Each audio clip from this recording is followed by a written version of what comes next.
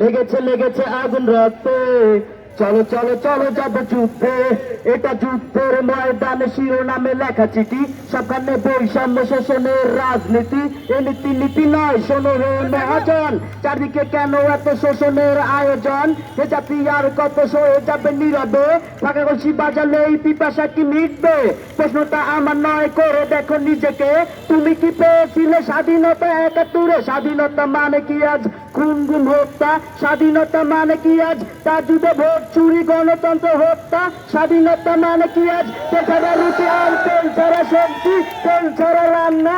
স্বাধীনতা মানে কি বলছে না বিজ্ঞরা? শোনো হে জনতা, বলি কিছু কবিতা। সমাজটা হয়ে গেছে আজ যেন খেলনা, যে যার মতো করে ধরছে যে বায়না। উন্নয়নের নামে সব লুটে খাওয়ার ধান্দা, এজন্য সমাজের অভিজাত নিয়মে সাদ্দাতির খেলায় আজ জনতা প্রেষণে। এই হলো সেই হলো, পরিমণি মা হলো, মমতা সংসদে কত কিছু বলে গেল। এসব ভেবে মিডিয়ার ঘুম থেকে আসে না, জনতার গলায় কথা সেটা তারা দেখে না।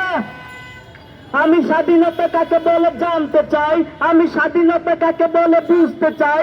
আমি স্বাধীনতা খুঁজে খুঁজে হয়রান ভাই, আমি স্বাধীনতা খুঁজে খুঁজে হয়রান ভাই। ধন্যবাদ সবাইকে।